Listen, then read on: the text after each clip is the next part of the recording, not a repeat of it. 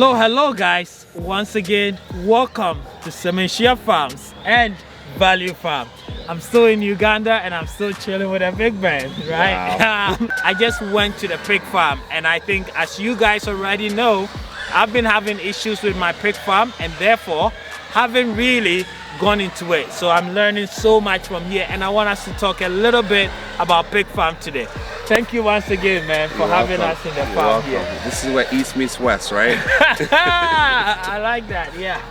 And I don't know what separates us. What separates the East from the West? You know what? I just think we got to look at it. There's no real separation. It's just geography.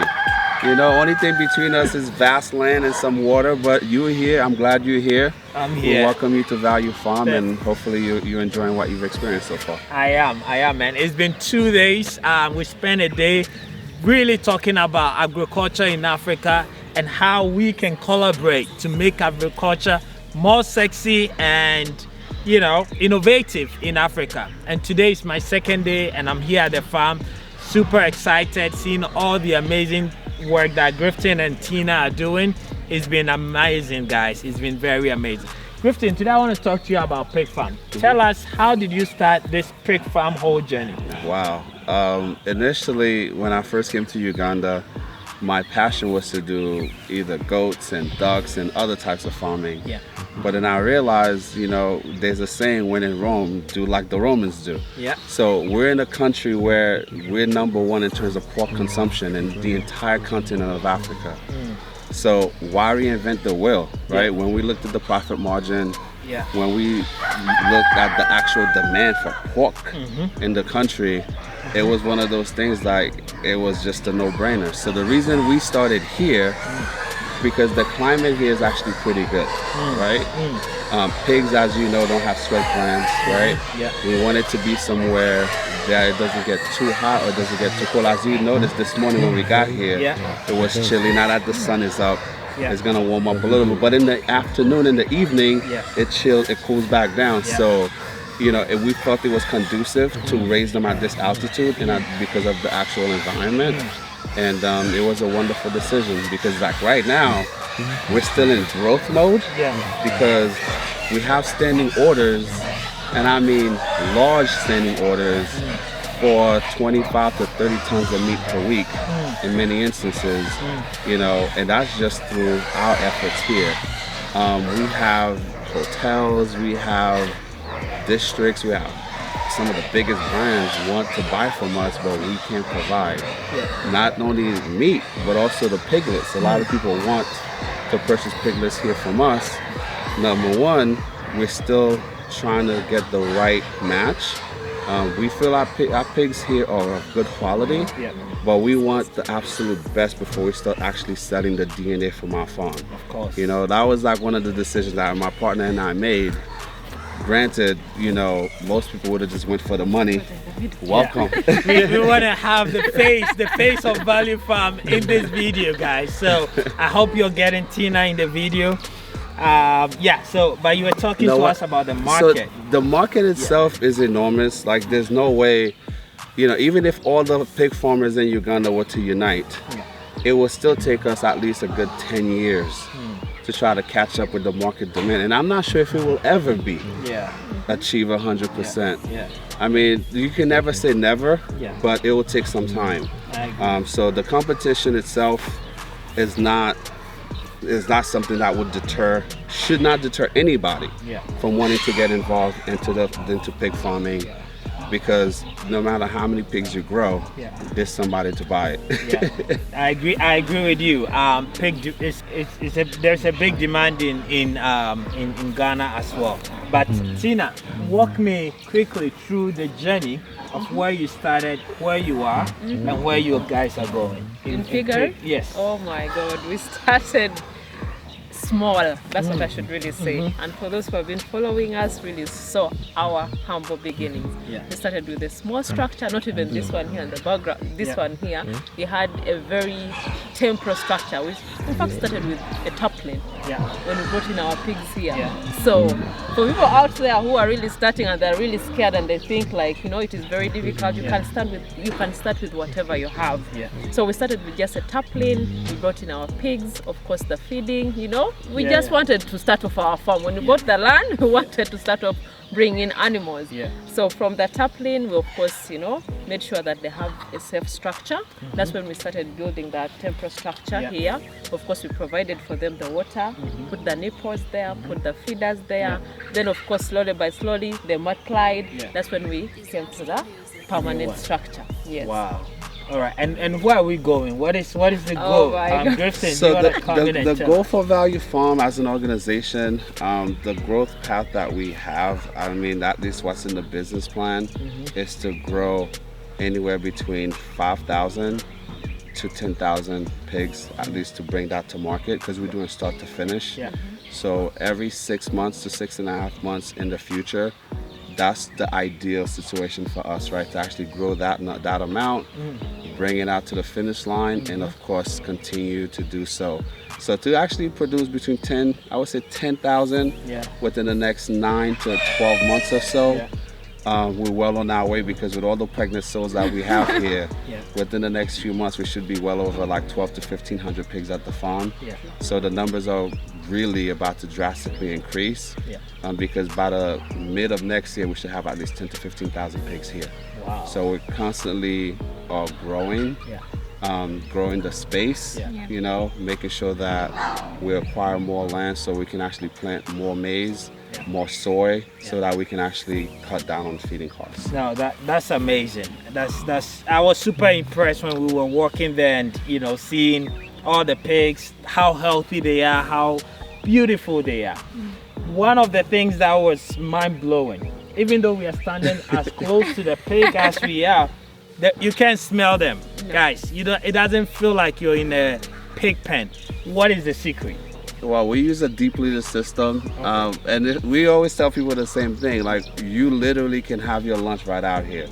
And you won't smell any pig. And so for those of you who are used to going to the standard pig pens, where they use the standard concrete, it's feasible to achieve a close to no smell pig pen using concrete, but the manpower you would literally have to hire, for every 100 pig you would need 10 people, because they would have to literally clean that pen all the time, between 6 to 7 times a day.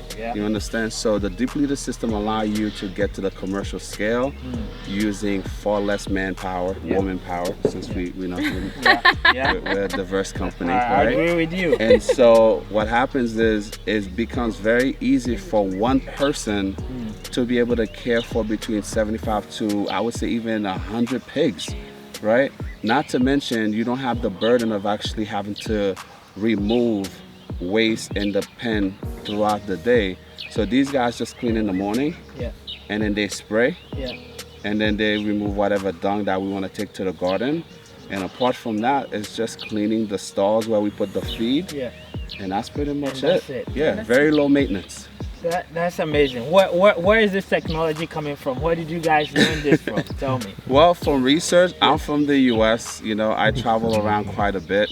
But what I learned this literally when the first interview Tina did here in Uganda, we went to a farm in Masindi, and he did not believe in using IMO, the system we're currently using here.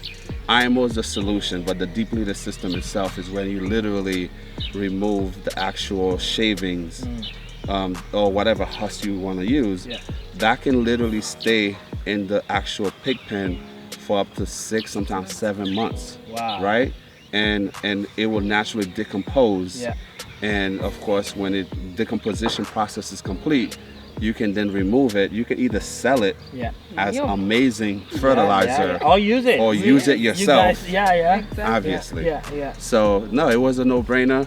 It was very difficult to get our initial management team to buy into the system.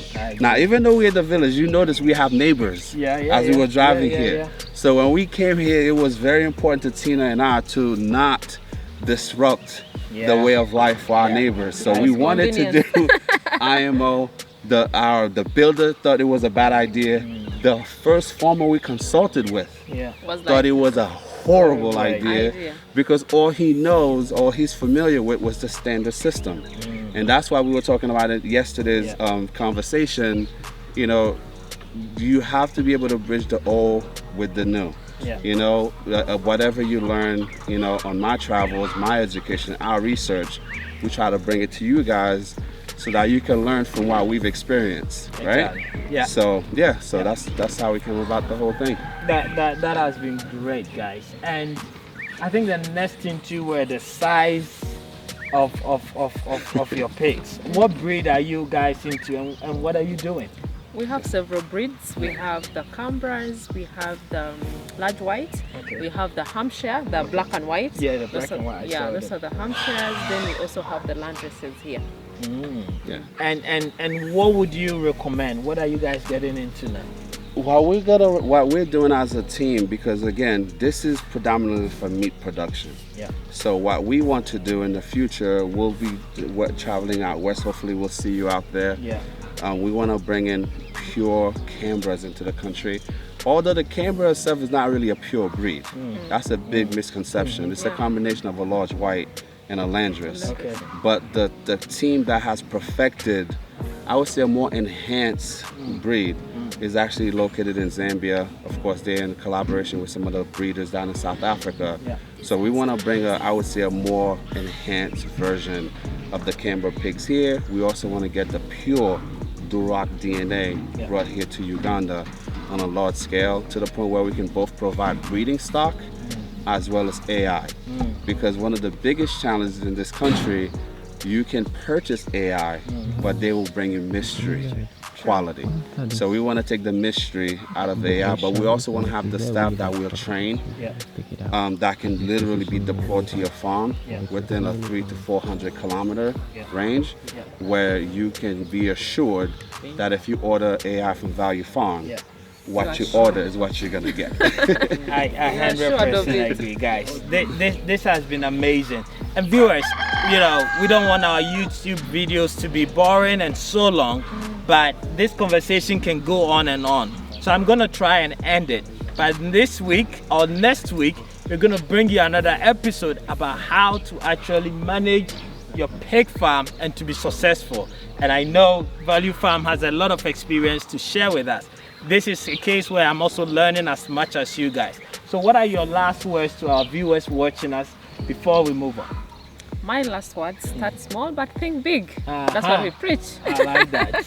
I would say my last word is to not be afraid to step into this particular part of agriculture, because, you know, pigs are one of the most prolific breeders when it comes to production. If you can find a way to get your system down, this is one of the quickest ways you can get to financial independence. Nice. The money's in the pigs. And another thing I wanted to add on, pigs are not dirty animals. For those people out there who are saying pigs are dirty, the people maintaining them are the ones who are dirty. So I like that. I like that. You got to check yourself before you judge the pig, right, guys? No, thank you very much, guys. And it's been amazing. It's been very inspiring for me being here and really experiencing this. I think it's great. I'm probably going to go back to Ghana and start my pig farm. And I hope you guys are inspired as well from all the great work that is happening here at Value Farm. Thank you so much. And if you haven't subscribed, go ahead and subscribe. And don't forget to also look for Value Farm on YouTube and subscribe as well. Thank you guys so much, and we'll bring you another episode in our way. Bye. Bye.